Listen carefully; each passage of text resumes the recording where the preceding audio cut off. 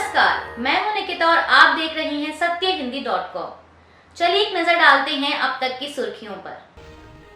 महाराष्ट्र के चुनावी परिणामों के बाद अब महायुति गठबंधन में मुख्यमंत्री चेहरे को लेकर चर्चा शुरू हो गई है। समाचार एजेंसी पीटीआई के मुताबिक इस बीच एनसीपी के कार्यकारी अध्यक्ष प्रफुल्ल पटेल ने कहा कि तीनों दलों के बीच पूर्ण समन्वय है। उन्होंने बताया कि आज एनसीपी के नवनिर्वाचित विधायकों की बैठक हुई। हमने अपने पार्टी के नेता के पद पर अजीत पवार का चयन किया है। साथ में अजीत पवार को यह अधिकार दिया कि आगे की जो भी बातचीत है उसमें वे पार्टी की तरफ से योग्य फैसला लें।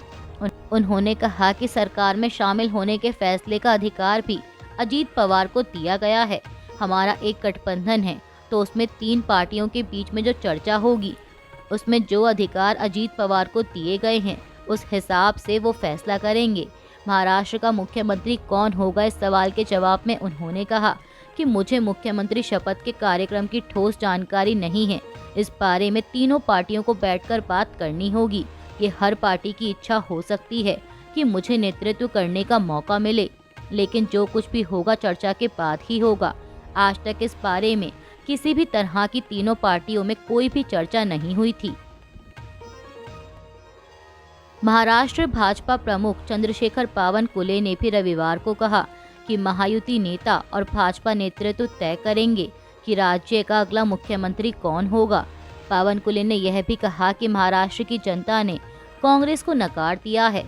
उन्होंने कहा कि कांग्रेस की राज्य इकाई के प्रमुख नाना पटोले ने मात्र 200 वोटों के अंतर से जीत दर्ज की। इसके अलावा शिवसेना के नवनिर्वाचित विधानसभा सदस्यों ने महाराष्ट्र के मुख्यमंत्री एकनाथ शिंदे को राज्य में अगली सरकार के गठन के लिए सत्तारूढ़ महायुति सहयोगियों के साथ बातचीत करने के लिए अधिकृत किया है। शिवसेना विधायक दल की बैठक रविवार शाम को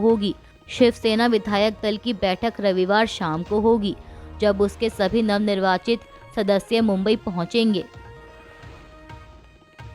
अरबपति उद्योगपति गौतम अडानी के खिलाफ अमेरिका में कथित रिश्वतखोरी और धोखाधड़ी के आरोप में अभियोग की जांच के लिए सुप्रीम कोर्ट में एक नई याचिका दायर की गई है। याचिका में कहा गया है कि इस कदम से समूह द्वारा किए गए कदाचार का खुलासा हुआ है।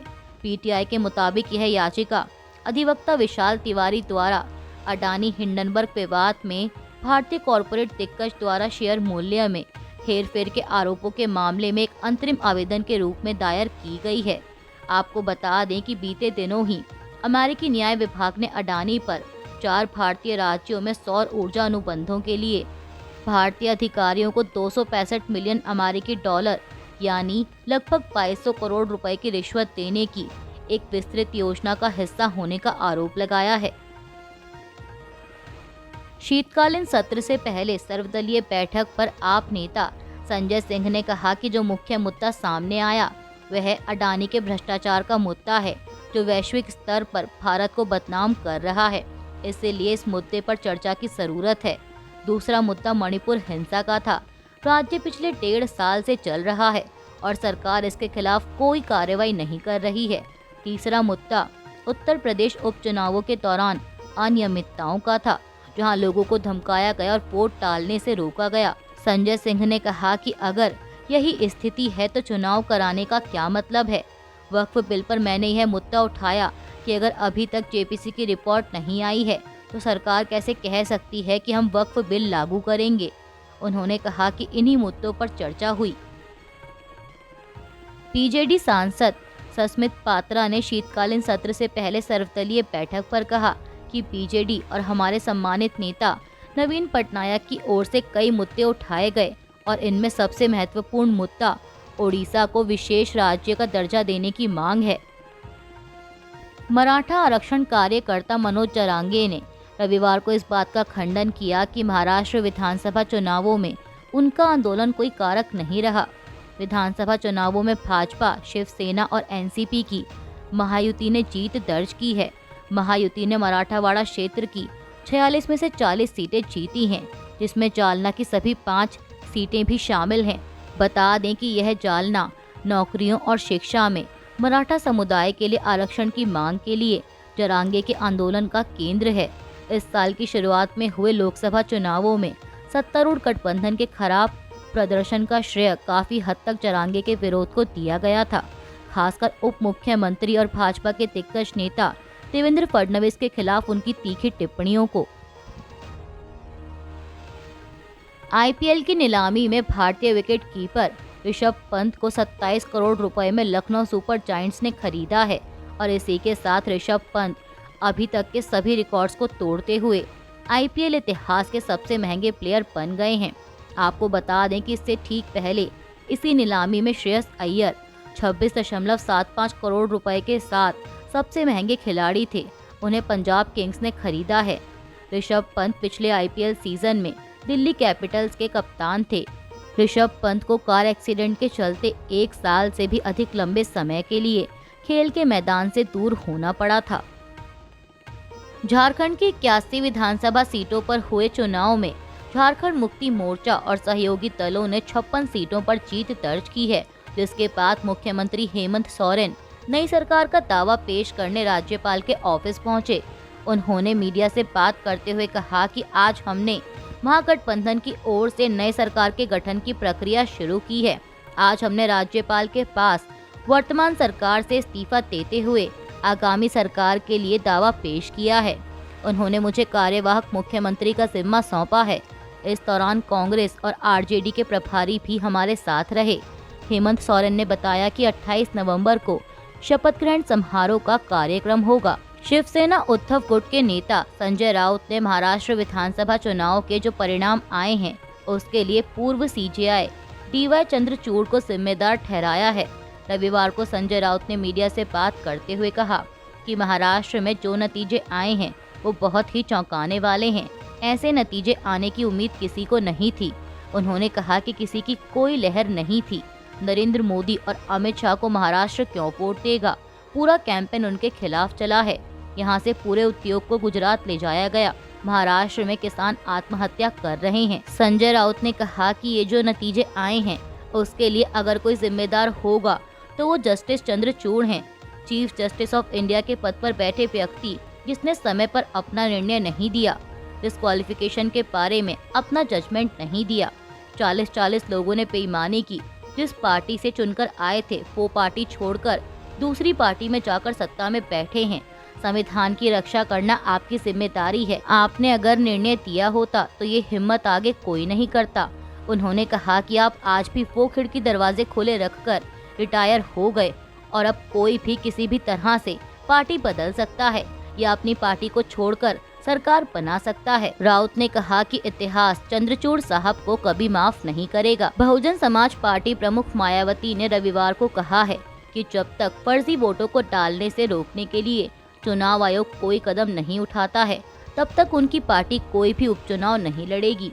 यूपी उपचुनाव के नतीजों के बाद मायावती ने रविवार को कहा कि यूपी में 9 विधानसभा में हुए उपचुनाव में इस बार जो वोट पड़े हैं और उसके बाद जो नतीजे आए हैं उसको लेकर ये आम चर्चा है। ये मैं खुद नहीं कह रही हूँ, ये लोगों में आम चर्चा है कि पहले देश में बैलेट पेपर के जरिए चुनाव जीतने के लिए सत्ता का दुरुपयोग करके फर्जी वोट डाले जाते थे और अब तो ईवीएम के जरिए भी ये कार्य किया जा रहा है, जो कि लोकतंत्र के लिए बड़े दुख और चिंता की बात है। मायावती ने कहा कि इतना ही नहीं, देश में लोकसभा व राज्यों में विधानसभा आम चुनाव के साथ साथ उपचुनावों में तो अब ये कार्य काफी खुलकर किया जा रहा है। ये सब हमें हाल ही में यूपी के उपचुनाव में देखने को मिला और इस बार महाराष्ट्र में विधानसभा के हुए आम चुनाव में भी इसको लेकर काफी आवाजें उठाई जा रही हैं। बसपा प्रमुख ने कहा कि यह अपने देश में लोकतंत्र के लिए बहुत बड़े खतरे की घंटी भी है। ऐसी स्थिति में अब हमारी पार्टी ने ये फैसला लिया है कि जब तक देश में फर्जी वोटों को डालने से रोकने के लिए देश के चुनाव आयोग द्वारा कोई सख्त कदम नहीं उठाए जाते हैं तब तक हमारी पार्टी देश में खासकर अब कोई भी उपचुनाव नहीं लड़ेगी। समाजवादी पार्टी प्रमुख अखिलेश यादव ने भी यूपी विधानसभा के उपचुनाव पर एक बार फिर प्रतिक्रिया दी है। उन्होंने सवाल उठाते हुए पुलिस प्रशासन पर गंभीर आरोप लगाए हैं। अखिलेश ने प्रशासन पर आरोप लगाते हुए रविवार को कहा कि जिस दिन चुनाव हो रहे थे उस समय बहुत सारे वीडियो, बहुत सारी जानकारी लगातार मिल रही थी, जिसकी सूचना सोशल मीडिया के जरिए चुनाव आयोग और संबंधित अधिकारी तक पहुंचा रहे थे।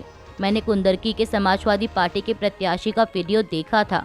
सुबह जब वो वोट डालने निकले हैं तो उन्हें जानकारी मिल गई कि उनके बूथ के एजेंटों को निकाल दिया गया है। पुलिस प्रशासन ने मिलकर जो व्यवहार किया, उनकी नीयत और मंशा यही थी कि कोई भी समाजवादी पार्टी का एजेंट बूथ पर ना रहे।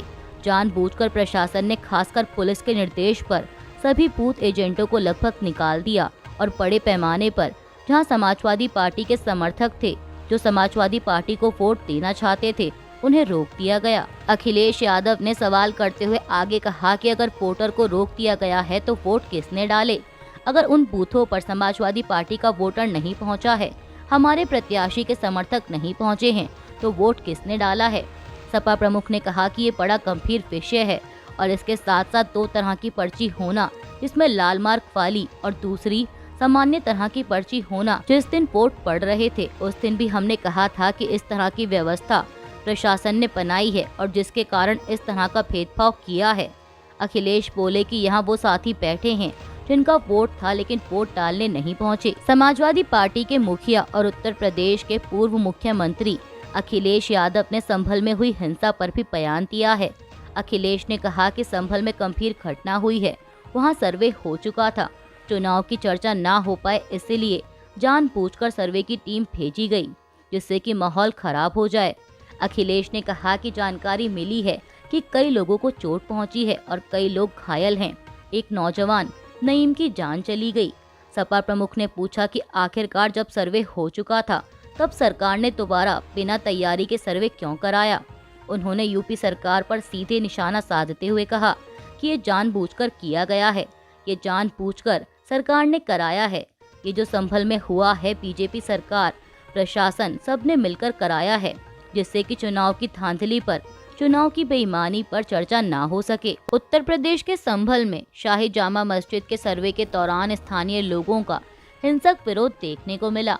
आपको बता दें कि सर्वे का यह आदेश अदालत की तरफ से आया है। वहीं विरोध को देखते हुए पुलिस ने भीड़ को नियंत्रित करने के लिए आंसू गैस के गोले छोड़े और लाठीचार्ज भी किया। मीडिया रिपोर्ट्स के मुताबिक जामा मस्जिद के हरिहर मंदिर होने का दावा करते हुए मंगलवार को संभल की अदालत में एक वाद दायर किया गया था, जिसके बाद अदालत ने मस्जिद परिसर के सर्वे का आदेश दिया। अधिवक्ता आयुक्त ने प्रशासन के साथ मंगलवार को ही मस्जिद का सर्वे किया था और आज रविवार की सुबह टीम जब फिर से मस्जिद का सर्वे करने पहुंची थी तो इस दौरान स्थानीय लोगों ने सर्वे करने पहुंची टीम का विरोध किया और पथराव किया। अभी के लिए बस इतना ही। बाकी की खबरों के लिए जुड़े रहिए सत्यहिंदी.com के साथ।